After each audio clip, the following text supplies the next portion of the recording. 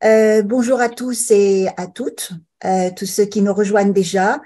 Et je vous souhaite la bienvenue dans ce second webinaire d'actualité en propriété intellectuelle qui décortique les grands sujets d'actualité avec un expert aujourd'hui. Je suis Catherine Bénard-Lotz, directrice juridique en entreprise, et la propriété intellectuelle est au cœur de mon métier et c'est aussi ma passion. Donc, nous avons le plaisir de recevoir aujourd'hui Betty Gelin, qui est avocate spécialisée en propriété intellectuelle, pour évoquer plusieurs sujets, surtout les enjeux de la propriété intellectuelle en matière d'intelligence artificielle. Alors, avant de commencer, nous allons demander à Betty de se présenter. Betty, est-ce que vous pouvez vous présenter, parler un peu de votre parcours? Alors, je suis Betty Gelin, je suis avocate au barreau de Paris. J'exerce en propriété intellectuelle et en droit du numérique. J'ai fondé mon propre cabinet et je m'intéresse tout particulièrement au développement, au récent développement effectivement de l'intelligence artificielle, depuis notamment la mise en ligne des premières applications de PromptArt en juillet dernier. Donc je m'intéresse vraiment aux interactions entre la propriété intellectuelle et l'intelligence artificielle. Donc j'ai écrit quelques articles à ce sujet et je suis ravie d'approfondir tous ces éléments avec vous aujourd'hui. Merci beaucoup, Betty. Donc, ce que nous allons faire aujourd'hui, alors, nous allons aborder ce sujet autour de trois axes qui sont la protection des œuvres générées par une intelligence artificielle, et on se pose aussi la question sur le droit d'auteur et le machine learning. Et enfin, nous terminerons ce webinaire par un exposé sur les évolutions législatives à anticiper. Donc, nous allons démarrer par la protection des œuvres générées par l'IA. Betty, je vais vous laisser la parole pour nous expliquer un peu ce que c'est ces œuvres générées par une IA. Merci beaucoup, Catherine. Alors, effectivement, donc en guise d'introduction, je voulais un petit peu revenir sur ce qu'est le prompt art. Alors, le prompt art, pour faire une définition simple, c'est finalement la possibilité d'écrire un prompt, donc des instructions écrites, de les envoyer à une intelligence artificielle qui va ensuite les interpréter pour générer une création graphique. Voilà, c'est ça le prompt art. Et en guise d'exemple, je voulais vous parler de Midjourney. Je suppose que beaucoup d'entre vous en ont entendu parler. C'est une des applications de prompt art les plus en vogue en ce moment. Donc, Midjourney, sa version bêta a été mise en ligne le 12 juillet 2022. Et pour que vous ayez un petit peu une idée de l'ampleur que ça a pris, je voulais revenir sur certains faits marquants. Donc, 2 mois suivant la mise en œuvre de Midjourney, une œuvre d'art qui avait été entièrement générée par l'intelligence artificielle Midjourney a remporté un concours d'art. L'histoire de cette œuvre, en fait, c'est-à-dire qu'elle a été générée donc entièrement par Midjourney et elle a été ensuite mise en concours avec d'autres images à l'occasion d'un concours d'art. Elle a remporté le premier prix et en fait, l'artiste s'était bien gardé de dire qu'elle avait été entièrement générée par une IA et ça a fait scandale puisqu'il a révélé ensuite donc l'origine de cette œuvre et le jury n'y avait vu que du feu. Donc voilà, c'est pour un petit peu, donc on voit quand même, c'est extrêmement beau, extrêmement détaillé. Ensuite, il y a eu un autre fait marquant, il y a quelques mois, un manga a été entièrement généré par une IA et publié au Japon. Donc voilà, c'est le manga Cyberpunk qu'on voit sur les slides. Ensuite, là, plus récemment, vous avez certainement entendu parler du scandale de la fake news, cette photo du pape en doudoune, une photo du président de la République en train de ramasser les poubelles dans les rues de Paris, l'arrestation de Trump. Je crois avoir vu passer également une photo d'Angela Merkel et l'ancien président Barack Obama dégustant une glace sur la plage. Donc tout ça, c'était des créations en fait entièrement générées par Midjourney et également des fake news, parce que finalement on voit le réalisme des photos et bon nombre de personnes ont cru en la véracité des représentations sur ces photos. Donc là, il y a vraiment eu des questions de fake news qui se sont posées et finalement cet événement a incité le CIO de Midjourney à supprimer les accès gratuits à la plateforme. Ça, c'était il y a quelques semaines. Les raisons invoquées étaient donc officiellement un engorgement du service, mais derrière, en creux, il y avait également des raisons finalement de sécurité et qui étaient vraiment liées au scandale des fake news. Voilà, donc ça, c'était un peu en guise de présentation de ce qu'est le prompt art et notamment de l'application de prompt art Midjourney. Je vous rends la parole, Catherine. Merci beaucoup, Betty, pour cette première présentation et ce premier aperçu très intéressant. Effectivement, on arrive maintenant au cœur même de la matière juridique. Est-ce que vous pouvez nous expliquer un peu cette différence entre le copyright et le droit d'auteur? Oui, alors je voulais revenir effectivement sur la différence entre le copyright et le droit d'auteur, parce que dès qu'il est question finalement de droit de propriété intellectuelle et d'intelligence artificielle sur les applications de prompt art, finalement, il faut bien comprendre qu'on parle de logiques très différentes en fonction du pays dans lequel on se trouve. Donc, il y a la logique du copyright anglo-saxonne qui est très différente du droit d'auteur. Donc, cette logique-là, la principale différence, par exemple, c'est qu'elle nécessite un enregistrement des droits.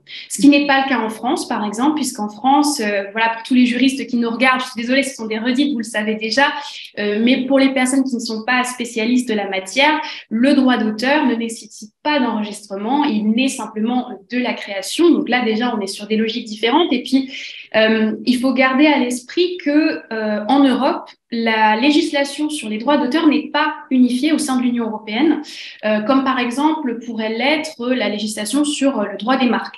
Donc, il faut bien garder à l'esprit que en fonction du pays où on se trouve, on applique une logique différente concernant les droits qui peuvent être attribués aux créations générées par une application comme Midjourney. Voilà. Tout à fait. C'est intéressant. Je trouve que c'est utile de rappeler ces grands principes. Et effectivement, donc, nous arrivons sur la question, c'est les conditions en fait de protection. Qu'est-ce que c'est l'originalité des créations générées par une IA? Oui, alors donc moi pour cette présentation-là, je vais me fixer dans la logique du droit d'auteur puisqu'on est en France. Je vais un petit peu évoquer le copyright ensuite par rapport à la décision qui a été rendue récemment. Mais là, tout d'abord, dans une logique de droit d'auteur, donc il faut comprendre donc il y a deux critères d'attribution de droit d'auteur en France. Les deux critères sont une mise en forme de la création, ça c'est donc pour lutter, enfin pas pour lutter, mais finalement pour empêcher la protection des idées. Les idées sont de libre parcours, elles ne sont pas protégeables. Et la deuxième condition est l'originalité de la création. Qu'est-ce que l'originalité? L'originalité d'une création, c'est en fait l'empreinte de la personnalité de l'auteur dans cette création. C'est en fait le lien finalement qui unit l'auteur à son œuvre. En jurisprudence, c'est souvent traduit par notamment l'expression de choix libre et créatif de la part de l'auteur. Donc là, dans le cas du prompt art, finalement, la question de la mise en forme de la création ne pose pas réellement de problème puisqu'on voit que l'IA nous génère des images parfaitement mises en forme. La vraie question concerne le deuxième critère qui est celui de l'originalité. Donc, quid finalement de l'originalité des créations spontanément générées par une IA? Pour l'instant, en France, on n'a pas de jurisprudence sur ce point précis. Par contre, on a des jurisprudences antérieures, et ça, c'est du coup sur la slide suivante, pardon. J'ai mis un exemple d'une jurisprudence de la Cour d'appel de Paris du 3 mai 2006 dans le cadre des créations assistées par ordinateur. Dans tous les cas de figure, l'ordinateur, aussi sophistiqué soit-il, ne peut se substituer à la pensée musicale créatrice, n'apportant un soutien logistique à l'œuvre de l'esprit dont les seuls compositeurs, le musicien-interprète et le directeur artistique gardent la maîtrise tout au long de la réalisation sonore. Donc là, il s'agissait de la création d'un morceau de musique qui avait été en fait assisté par un logiciel de création musicale. Et la question était de savoir si il était possible d'attribuer des droits d'auteur aux donc, musiciens, compositeurs, etc., qui étaient derrière ce morceau de musique et qui avaient été assistés par un logiciel de création musicale. On voit que là, la Cour d'appel nous avait dit que du moment, en fait, que les créateurs humains gardaient la maîtrise du processus de création, en fait, à partir de là, on pouvait leur attribuer un droit d'auteur. Donc là, on voit que finalement, il y a une vraie question sur la question du prompt art, puisque finalement, peut-on dire que les personnes qui entrent des prompts ont la maîtrise du processus créatif durant, en fait, finalement, toute la durée de ce processus? Il y a une vraie question. Oui, je voulais aussi rajouter une petite remarque dans le sens inverse. Autrefois, on reconnaissait facilement le droit d'auteur aux photographes. Et aujourd'hui, comme les appareils sont dotés toujours d'un logiciel intégré, les appareils photographiques, et ce qui fait que le droit d'auteur est de moins en moins évident à reconnaître aux photographes. Voilà, c'est dans ce sens-là, parce que aussi on reconnaît que la machine intervient de plus en plus et qui enlève aussi cette part créative aux auteurs. Ouais, c'est super intéressant. Merci beaucoup. Ouais, effectivement. Et donc, pour poursuivre, là, en fait, je voulais évoquer un petit peu la logique plus donc copyright anglo-saxonne, donc avec cette décision Zaria of the Down, dont vous avez certainement déjà entendu parler, puisqu'elle a fait grand bruit. Donc, c'est une décision qui a été rendue par l'Office américain du copyright, donc qui est chargé de l'enregistrement du copyright, puisque comme je vous ai dit, le copyright est enregistrable. Et elle a rendu le 21 février dernier une décision, donc qui était en fait une décision Midjourney, puisque vraiment on va parler beaucoup de Midjourney aujourd'hui, même s'il existe d'autres applications de prompt art évidemment. Mais alors en fait, cette décision elle est intéressante parce que je vais vous résumer un petit peu les faits. Il s'agissait d'une BD, donc la BD Zaria of the Down, vous voyez l'image sur les slides. C'est une BD qui avait été créée donc, par une autrice qui avait sollicité un enregistrement auprès de l'Office américain du copyright en 2022. Cet enregistrement lui avait été accordé donc pour l'entièreté de la BD, etc. Suite à des publications de l'autrice sur son compte Instagram où finalement elle révèle que les images de la BD ont été entièrement générées grâce à l'intelligence artificielle de Midjourney, l'Office américain du copyright a exigé de pouvoir réexaminer l'attribution du copyright sur cette BD. Donc, la réexamination du copyright, en fait, a donné lieu à une décision qui retire partiellement le copyright sur toutes les images de la BD. C'est-à-dire que finalement, l'Office américain du copyright a décidé de conserver un copyright sur la mise en page et les textes de la BD qui, eux, avaient été entièrement le fruit du travail de cette autrice humaine. Mais cependant, l'Office américain du copyright a pris la décision de retirer entièrement le copyright sur les images qui illustrent la BD. Donc, cette décision elle est très intéressante à lire, hein, notamment, je vous conseille pour tous les juristes qui sont intéressés par ce sujet, parce que l'Office américain du copyright fait vraiment une analyse en profondeur de la façon dont fonctionne l'intelligence artificielle de Midjourney et nous explique point par point comment il est parvenu en fait à cette décision. Donc, en fait, tout d'abord, il a vraiment analysé comment fonctionne l'algorithme. C'est-à-dire comment est-ce que l'algorithme de Midjourney perçoit le prompt. Donc, cette analyse a permis à l'Office américain du copyright de dire que finalement, l'intelligence artificielle de Midjourney ne lit pas les prompts comme les lirait un humain, c'est-à-dire qu'il ne comprend rien de la syntaxe, etc. Grossièrement, hein, pour expliquer, chaque mot est associé à des modèles dont l'intelligence artificielle en fait va chercher dans des bases de données et on parlera après de la constitution de ces bases de données. Mais donc, voilà, chaque mot est associé à des modèles d'images dans des bases de données. Et en fait, avec le même prompt, finalement, on peut obtenir une série de résultats très différents. Voilà. Donc, en fait, finalement, c'est surtout sur ce point-là que l'Office du copyright a beaucoup insisté en disant que, de ce fait, selon lui, il n'y avait pas de contrôle du processus de la création par l'autrice humaine. Et donc, dès lors, elle a refusé d'attribuer un copyright sur les images qui ont été générées par cette IA, ouais, effectivement. Tout à fait. Cela rejoint un peu ma petite remarque sur les photographes aussi, qui sont toujours assistés de logiciels. J'ai une petite question pour vous, Betty, de Théophile, qui dit, est-ce que les itérations des optimisations via Midjourney ne seraient pas un contrôle du prompt art? Sachant que plusieurs options d'optimisation sont possibles, en outre, de manière itérative, plusieurs prompts pourraient donner lieu à un contrôle du rendu que le prompteur veut avoir.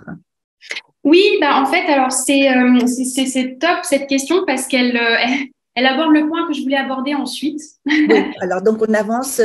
Oui, voilà, effectivement, parce que je pense que ça répondra en même temps à cette question, puisqu'effectivement, on se pose vraiment la question à l'heure actuelle de la protection des prompts et de leur originalité finalement, parce que donc là sur la slide suivante, j'avais mis un exemple d'image et de prompt que je trouve assez intéressant et assez parlant. Voilà, merci. Donc on voit par exemple là donc cette image qui est quand même qui est bien réalisée et donc qui est issue du prompt suivant, et on voit que ce prompt il est vraiment réfléchi. Il y a des instructions même sur les réglages photographiques, etc. Donc, c'est quelque chose de vraiment travaillé. Donc, effectivement, la question de l'originalité des prompts se pose vraiment. Et également, c'est vrai qu'en témoigne, là, récemment, la mise en service, oui, la fonction Describe par Midjourney, qui propose finalement sur la base d'une image, générer des prompts de description qui vont permettre aux utilisateurs finalement d'affiner leurs prompts, etc. Et pour quiconque est déjà allé sur Midjourney, on se rend très vite compte qu'effectivement, des prompts basiques donnent des images basiques. C'est une vraie science, il y a un vrai... il y a un vrai travail. Parler à la machine est un vrai travail. Et d'ailleurs, on a de plus en plus de personnes qui se spécialisent dans la génération de prompts. Donc, effectivement, la question de l'originalité des prompts se pose. J'irais même jusqu'à dire, finalement, la question de est-ce que, si on considère que le prompt est original, on peut alors considérer que le résultat du prompt, le résultat graphique du prompt est lui-même aussi protégeable. Voilà, il y a de vraies questions qui se posent. Je n'ai pas la réponse et c'est la jurisprudence qui nous le dira a priori. Mais voilà, c'est une question très intéressante. Ouais. Merci, Betty. Et là, nous arrivons à cette question-là sur ce qu'il en est exactement, comment peut-on considérer juridiquement de ce retravail des images qui sont générées par l'IA. Le fait que ces images soient retravaillées, moi j'ai vu récemment un travail d'un jeune qui a utilisé, je ne sais pas si c'est Midjourney, qui a recréé des personnages de Harry Potter dans le style Pixar. Donc, est-ce que l'intelligence artificielle est allée aspirer les images créées par Pixar, ou alors est-ce qu'il y a eu quand même tout un travail de recomposition selon le prompt de son auteur? Oui, alors ça c'est une question très intéressante également. En fait, suite à la décision Zaria of the Down de l'Office américain du copyright, ce même office a publié un guide sur la protection des œuvres générées par une IA. Alors, encore une fois, c'est un guide qui s'inscrit dans la logique du copyright, voilà, qui est différente de la logique du droit d'auteur. Cependant, il y a toute une réflexion aussi sur le retravail des images, puisque par exemple, dans la décision Zaria of the Down, l'autrice avait évidemment argué qu'elle avait elle-même retravaillé sur Photoshop toutes les images qui avaient été générées par Midjourney. Et dans la décision toujours, l'Office fait un examen photo par photo et les compare les unes aux autres pour voir si finalement ce travail de retouche mérite l'attribution d'un droit de copyright, ou pas. La décision était dans la négative, mais finalement, l'Office américain du copyright poursuit sa réflexion sur ce sujet dans le guide qu'elle a publié ensuite, où en fait, l'Office explique que à partir du moment où il y aurait un travail de retouche substantiel sur une image générée par IA, la porte est ouverte à l'attribution d'un copyright. On n'a pas la définition, ce sera du cas par cas, de ce qu'est une retouche substantielle du résultat graphique d'une IA. Cependant, effectivement, là, il y a vraiment matière et potentiellement, ce sera la voie de l'attribution d'un droit de propriété intellectuelle sur des créations générées par IA. Et je vois effectivement qu'on a en image... Donc, ce tableau en fait de Vermeer, hein, je pense qu'on peut reconnaître, certains auront reconnu la jeune fille à la perle. En fait, l'histoire de ce tableau, c'est un musée hollandais qui récemment avait proposé à des artistes de réinterpréter donc la création originale de Vermeer et finalement avait proposé d'exposer les réinterprétations. Et donc, un des participants, évidemment, a demandé à Midjourney de réinterpréter cette création. Et donc, c'est ce tableau que vous avez sous les yeux qui a émergé de cette demande. C'est quand même très bluffant et très beau. Ça a été exposé dans le musée hollandais. Effectivement, bon, ça a fait débat. Hein, voilà, voilà. Mais effectivement, là, on voit qu'il y a un vrai retravail de l'œuvre, mais ça reste quand même très ressemblant. Donc, voilà, ça pose question. Mais moi, j'ai une question aussi, Betty. Mais qu'en est-il lorsqu'on retouche une œuvre existante? Il faut quand même l'autorisation de son auteur.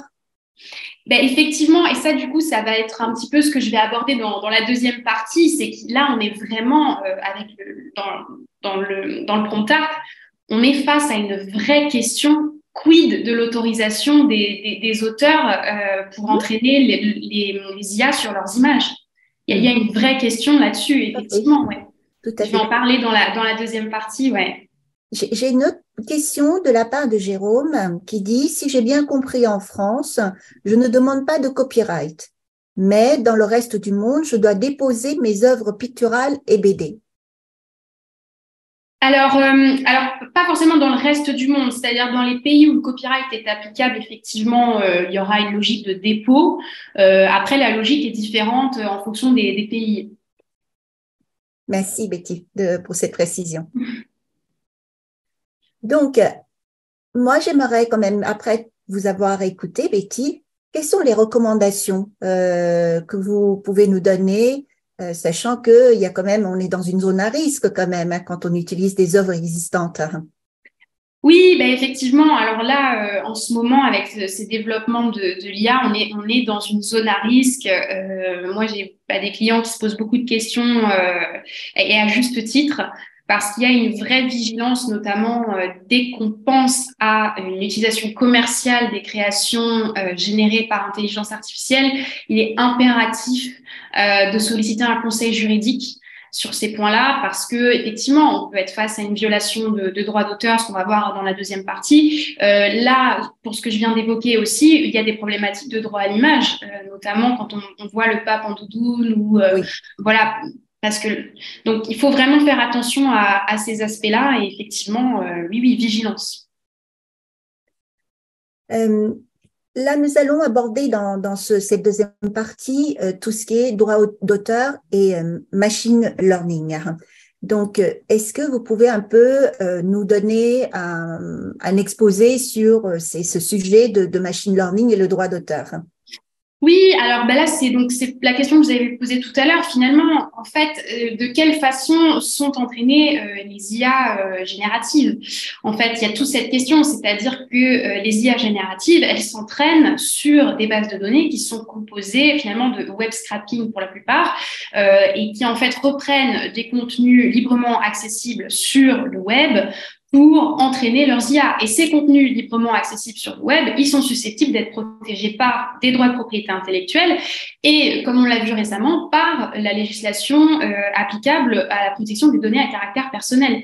Puisque là, récemment, donc, l'autorité de protection des données en Italie a pris la décision de suspendre ChatGPT, qui est également une IA générative, mais une IA générative de texte. Mais elle a pris la décision de suspendre finalement son accessibilité, en tout cas en Italie, pour des raisons de non-respect de la législation relative à la protection des données. Donc, il y avait un non-respect de l'obligation de vérification de l'âge et également une collecte des données sans aucune base juridique. C'est contraire au RGPD. Donc voilà. Donc, on voit que là, il y a vraiment matière à réfléchir et il y a des vrais problèmes qui se posent. Donc effectivement, voilà, les bases de données sont constituées d'œuvres qui sont potentiellement protégées.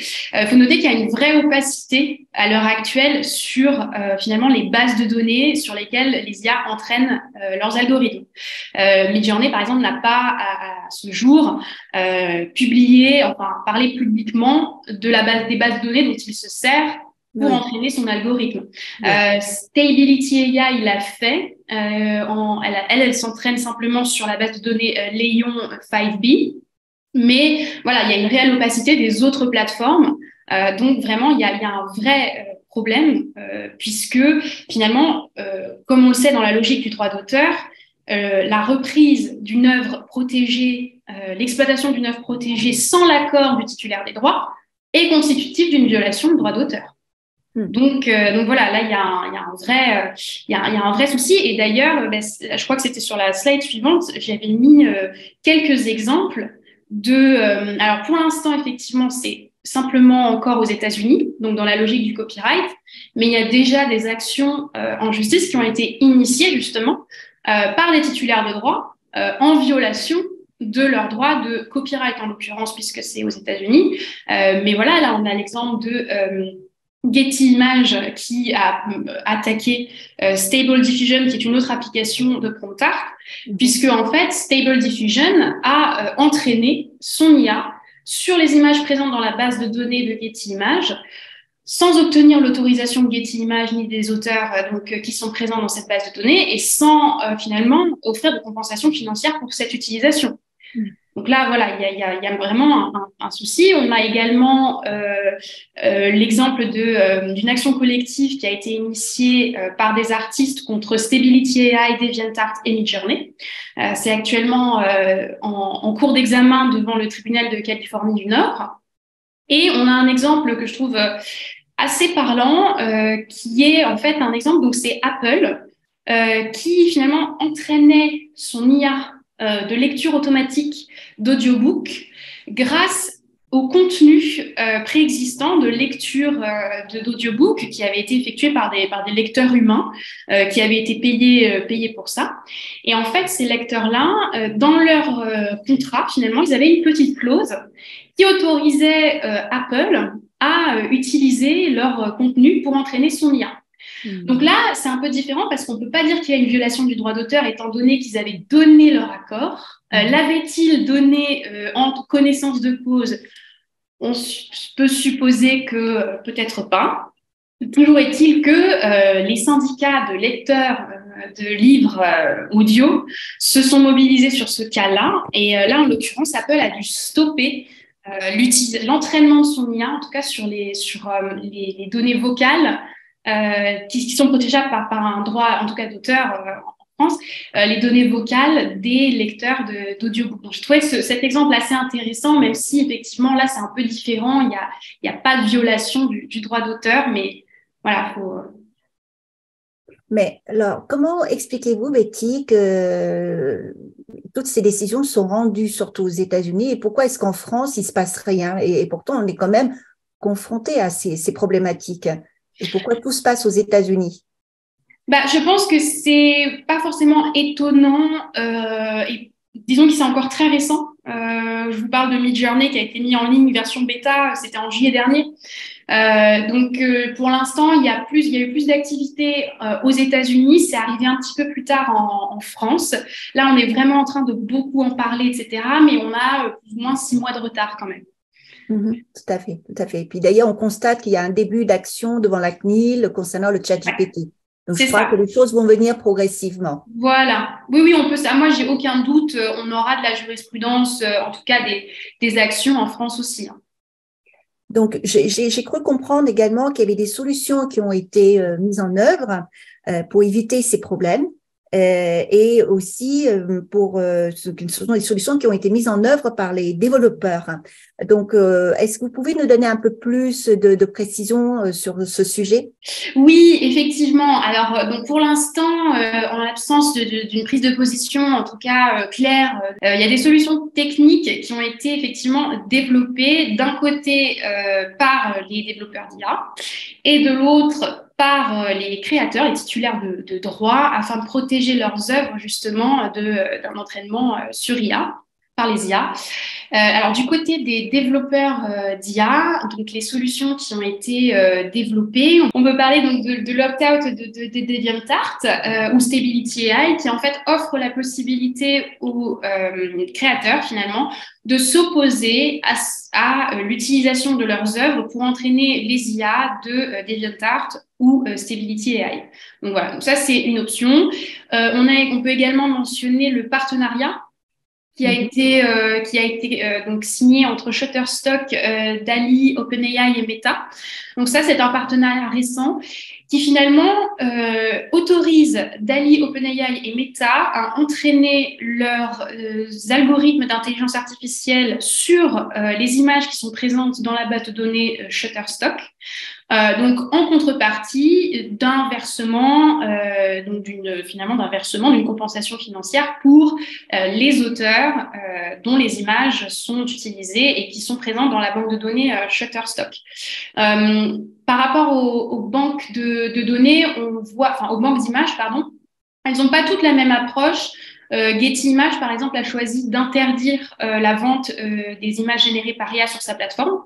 Adobe Stock l'autorise à condition qu'il y ait une mention très transparente et claire sur le fait que l'image a été produite par une IA. Donc voilà, là, ce sont un peu les solutions qui ont été développées par les développeurs de l'IA. Et ensuite, il y a un second volet de mesures techniques, solutions techniques qui ont été développées par les créateurs, donc les titulaires de droits. Donc ça, c'était sur la slide suivante, effectivement, celle dont on parlait tout à l'heure.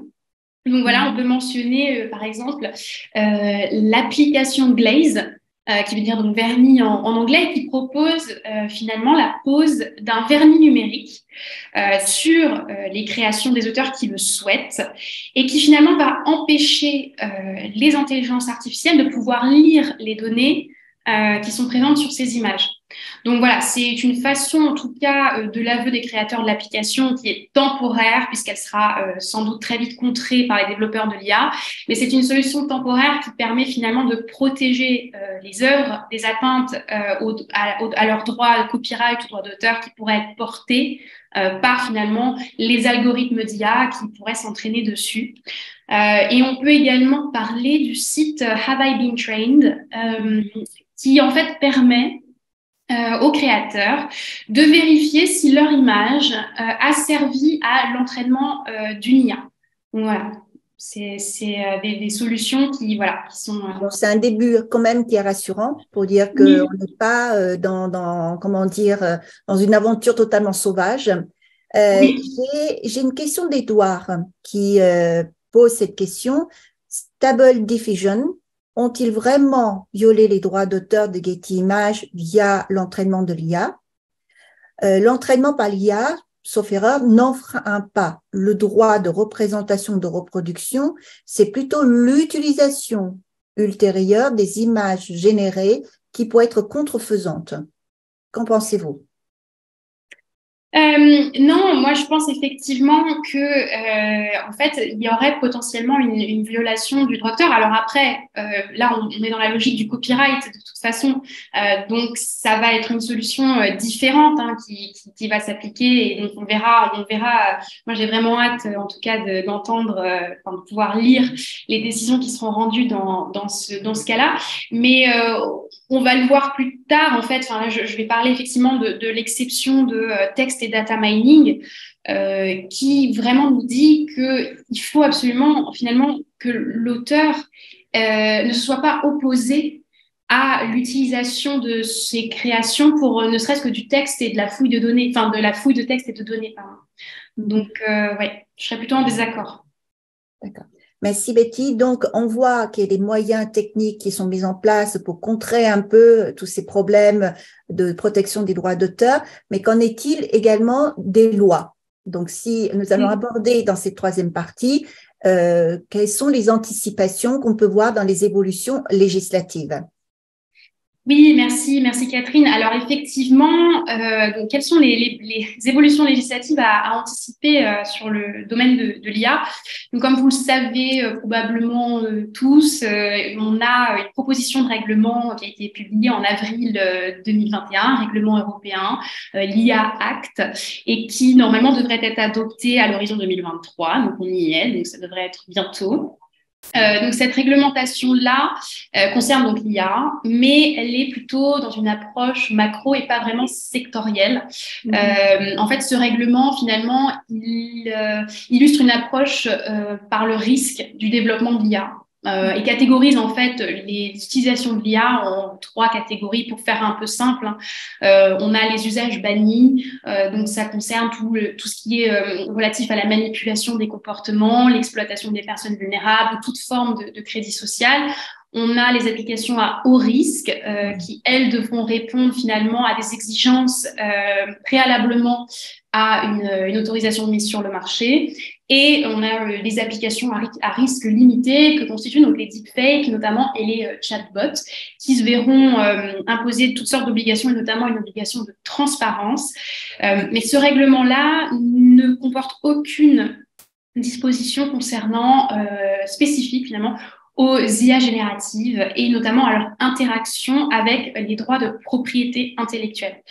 Donc, il faut regarder, il y a une disposition cependant qui est très intéressante, qui est celle dont je parlais tout à l'heure rapidement, du data mining, qui se trouvait dans la directive sur le droit d'auteur, la directive européenne sur le droit d'auteur de 2019. Cette directive-là, elle a été transposée par l'ordonnance du 24 novembre 2021 en France. Cette ordonnance, elle a modifié le 10e de l'article L122-5 du Code de la propriété intellectuelle et elle a créé le nouvel article L122-5-3 du même code. Et en fait, cette exception de texte et data mining dans la directive, elle comportait finalement 2 exceptions. Une impérative qui était en faveur de la recherche publique et l'autre qui était supplétive et qui était au bénéfice du secteur privé et qui concernait notamment directement du développement de l'IA et donc l'entraînement finalement des algorithmes de l'IA. Donc cette exception de texte et data mining, elle nous concerne directement dans le cadre du PROMPTART. Donc il faut savoir que la France a transposé ces 2 exceptions, donc l'impérative et la supplétive. Et donc là, c'est ce que je disais précédemment, finalement, dans la transposition de l'exception au bénéfice du secteur privé sur l'entraînement des IA, la transposition de les fouilles de données qui s'opèrent donc sur les informations qui sont librement accessibles en ligne. Donc là, dans le cas du PROMPTART, ça va être les œuvres librement accessibles en ligne. Il faut 2 conditions cumulatives qui sont que il doit avoir été accédé de manière licite à ces informations. Et deuxièmement, l'auteur ne doit pas s'y être opposé. Donc là, on a vraiment cette notion-là qui, en plus, du coup, a été réaffirmée très récemment dans une communication de la Commission européenne qui date du 31 mars 2023, où justement, en fait, la Commission européenne dit que finalement, selon elle, les développeurs d'IA devraient demander l'autorisation des titulaires de droits afin d'entraîner leurs algorithmes sur les œuvres protégées.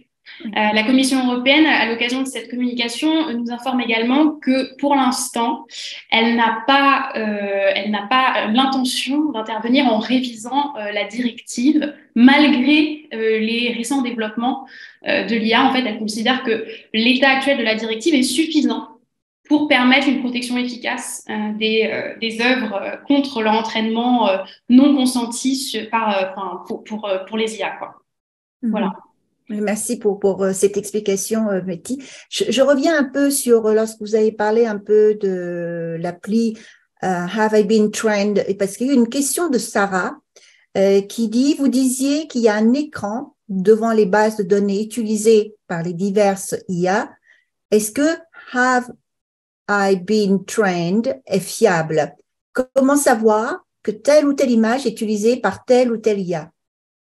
Alors, l'écran dont je parlais, finalement, je crois que, enfin, je suis pas sûre, mais il y a peut-être une petite confusion parce qu'effectivement, je parlais de glaze, donc le vernis numérique qui permet finalement de troubler la lecture par les IA d'une image. Donc ça, c'est une solution qui a été mise en œuvre par les créateurs et donc les titulaires de droits d'auteur pour protéger l'entraînement non consenti au bénéfice des IA. Donc peut-être que c'est ça, sinon j'ai pas compris et peut-être que Sarah voudrait bien reformuler.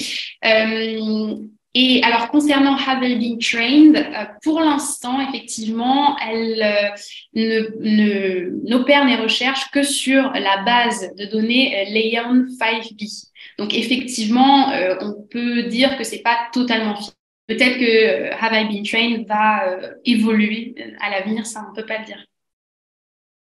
Merci Betty. Donc, on arrive également toujours dans ce contexte d'évolution législative, notamment en France. Pouvez-vous un peu nous dresser un peu le contexte? Oui, alors en France, effectivement, on a une source qui est donc plus ancienne, puisqu'elle date de 2020, mais c'est un rapport qui est très intéressant et dont je conseille la lecture aux praticiens, en tout cas, qui s'intéressent au sujet. Donc c'est le rapport du Conseil supérieur de la propriété littéraire et artistique qui a été publié en 2020. Ce rapport propose plusieurs solutions d'attribution de droits d'auteur sur les créations générées par IA. Je ne vais pas toutes vous les citer. Cependant, je voulais revenir sur une des propositions qui était en fait l'attribution d'un droit sui generis qui en fait suivrait le modèle du droit qui est accordé actuellement aux producteurs de bases de données en droit de la propriété intellectuelle français. C'est un droit d'auteur qui finalement récompense l'investissement, un petit peu dans une logique de copyright finalement. Donc, il y a pour objectif de soutenir l'investissement et de récompenser les investissements. Et finalement, dans cette logique-là, on pourrait, alors vraiment c'est du conditionnel, on pourrait se retrouver finalement avec des développeurs d'intelligence artificielle qui auraient des droits sur potentiellement les algorithmes et les créations qui seraient générées par ces algorithmes. Voilà, c'est du conditionnel, on ne sait pas. Effectivement, la décision Zaria of the Down de l'Office américain du copyright que j'évoquais donc tout à l'heure, elle semble finalement reprendre un petit peu cette logique du droit d'auteur qu'on accorde aux producteurs de bases de données, puisque finalement, elle propose une protection de la structure globale de l'œuvre, mais sans finalement attribuer un droit de copyright sur les données individuelles qui la composent. Donc ça, voilà, c'est à suivre. Comme je le disais tout à l'heure, ce sera un rôle en tout cas majeur de la jurisprudence en France de nous indiquer quel est l'avenir finalement de la protection des œuvres qui sont générées par IA, mais également du sort de toutes les images qui sont utilisées pour entraîner ces mêmes IA. Très intéressant. Merci beaucoup, Betty, pour cette explication. Donc, nous allons passer effectivement aux questions. Et là, je vois la précision apportée par Sarah dans sa question. Elle voulait dire, par écran, je voulais dire qu'on ne sait pas clairement quelles bases sont utilisées par les IA puisque les développeurs ne veulent pas les communiquer. Oui, oui, effectivement, c'est vrai que pour ça, on pourrait estimer effectivement que Have I Been Trained n'est pas fiable sur cet aspect-là, ouais. J'ai une autre question de Théophile. Qu'en est-il de la distinction entre le deepfake et le droit à la caricature? On risque d'avoir un problème entre la tromperie et la caricature. quelles seraient les poursuites juridiques s'il y en avait? En fait, le problème du deepfake, c'est que bien souvent, on n'a pas l'information qu'il s'agit finalement qu'il s'agit pas vraiment de la personne. Et c'est tout ça le problème. C'est-à-dire que là, il y a des questions pénales d'usurpation d'identité, il y a des vrais. La caricature, c'est pas du tout la caricature. On est informé qu'il s'agit d'une caricature finalement. Le deepfake, le cas du deepfake, c'est le cas finalement d'un visage. Par exemple, on prendrait mon visage avec ma bouche qui bouge et finalement, je ne dirais pas ce que je suis en train de dire maintenant. Mais vous n'en seriez pas informé, vous ne seriez pas informé que c'est quelqu'un d'autre qui derrière écrit mon texte. Voilà, donc c'est un peu différent quand même. Tout à fait. Et puis, on n'est pas tous égaux dans l'utilisation d'Internet. Donc, quand je dis en termes d'égalité intellectuelle.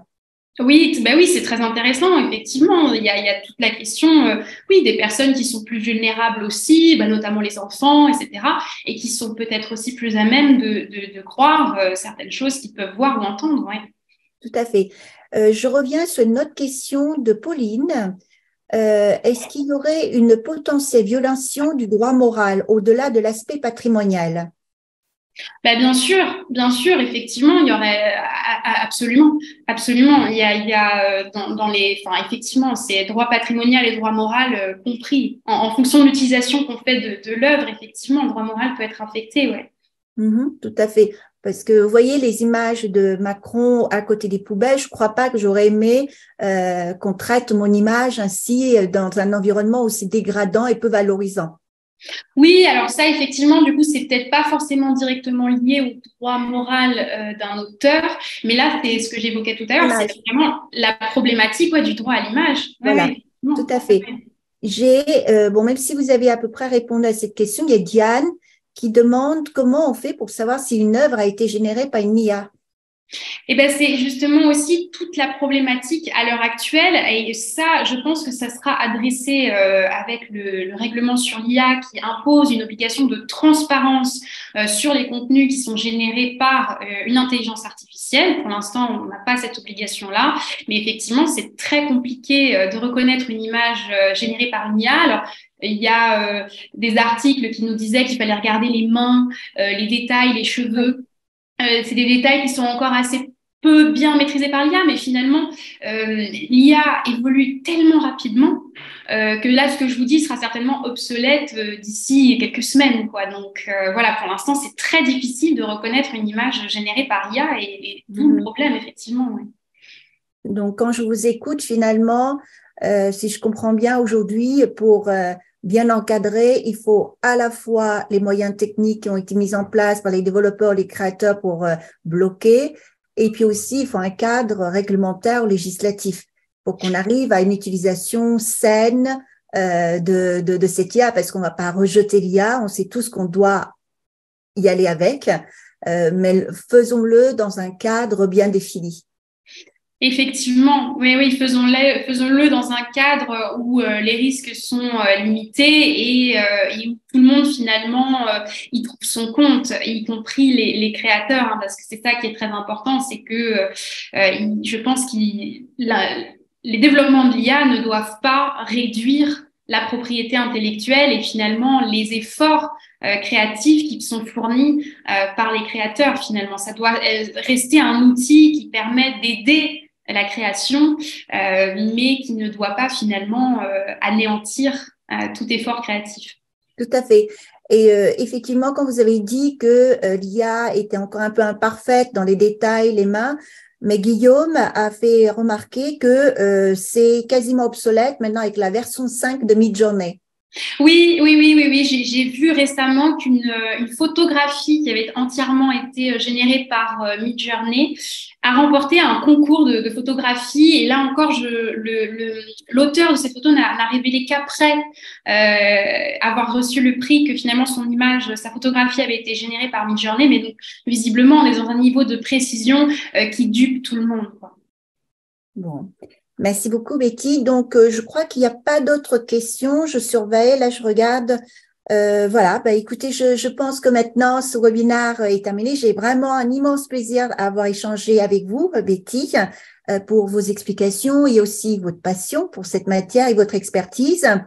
Je laisse les coordonnées là de Betty, tous ceux qui souhaitent encore la joindre, s'ils veulent lui poser encore des questions un peu plus précises. Voilà, donc nous touchons à la fin de ce webinaire. Et encore une fois, vous pouvez retrouver ce contenu en podcast et vous allez recevoir également des replays, la présentation de ce webinaire et aussi toute l'actualité et des prochaines éditions qui vont être présentées par Brice. Et vous pouvez aussi envoyer un message à Brice à cette adresse brice@nouveau.media. Et donc, vous continuez à nous suivre sur LinkedIn et on sera ravis de partager avec vous sur bien d'autres sujets en matière de propriété intellectuelle. Merci beaucoup. Merci à vous, Catherine. Merci beaucoup, Betty. Merci. Au revoir. Au revoir.